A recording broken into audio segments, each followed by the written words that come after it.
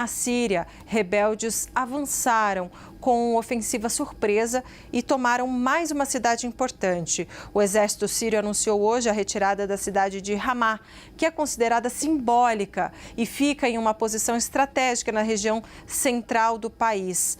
Com o controle da cidade, os rebeldes podem interromper linhas de suprimentos que vão diretamente para a capital, Damasco. A tomada de Ramá foi a segunda vitória importante dos insurgentes contra o regime de Bashar al-Assad e seus aliados russos e iranianos. Na semana passada, os rebeldes capturaram a segunda maior cidade da Síria, Alepo. Eu vou chamar a Fernanda Manhota, analista de internacional. Boa tarde para você. Fernanda, eu acho que é importante, a gente vem falando, né? São tantos conflitos em andamento, é importante. Eu vou pedir para você fazer um resumo do que está acontecendo na Síria e depois destacar a importância dessas duas cidades, né? Alepo e Ramá. Boa tarde. Oi, Débora, boa tarde a você, a todos que nos acompanham aqui no 360. Débora, a Síria é um país estratégico na região do Oriente Médio e que vive já há mais de uma década uma verdadeira guerra civil. A gente tem ali uma disputa de poder bastante importante que triangula também interesses geopolíticos de potências do mundo, como Estados Unidos, Rússia e alguns outros players regionais, né, como o Irã, que você citou mais cedo também.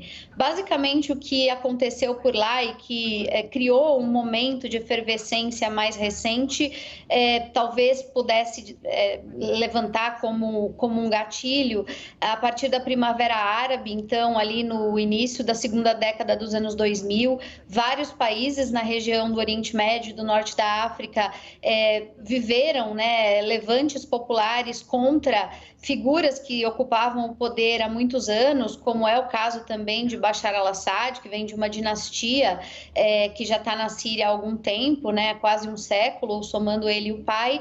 E basicamente, durante a Primavera Árabe, diversos desses governos, com apoio, inclusive, de forças estrangeiras, foram demovidos do poder e houve a substituição por novos governantes, por novas estruturas, em alguns casos até a promulgação de constituições diferentes, né? Boa parte dos países que passaram pela Primavera Árabe tiveram algum tipo de transição de poder, algumas mais duradouras, outras nem tanto, mas de qualquer maneira houve várias experiências ali de mudança. A Síria foi uma das poucas resistências, né, que subsistiram a esses levantes populares e basicamente desde então, o que a gente tem é um país muito fragmentado. Então, as forças da oposição ao governo, elas foram, em grande medida, financiadas pelos americanos e por outros atores internacionais ocidentais. Isso porque era do interesse desses atores também demover do poder o Bashar al-Assad. E, do outro lado, o regime se manteve, em geral, muito associado, sobretudo, ao apoio russo, né? Em alguns casos, houve convergência entre ocidentais e os russos, por exemplo, quando a gente fala do combate ao Estado Islâmico, né, que foi uma espécie de colateral dessa fragmentação política e social da Síria, mas, em geral, são forças que se colocam em lados opostos.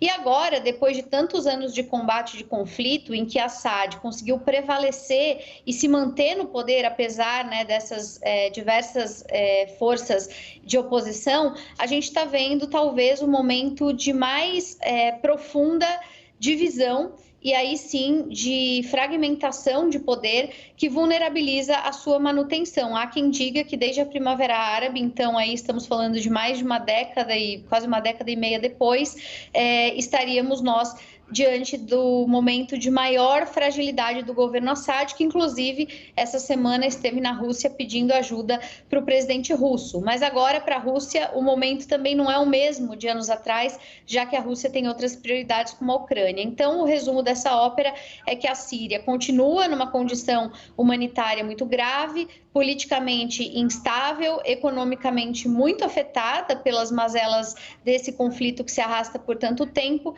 e agora com interesses internacionais que enfrentam um novo momento, já que o mundo de agora não é o mesmo mundo de 10 anos atrás, viu, Débora? Exatamente. Obrigada, Fernanda Manhota, pela sua análise e informação.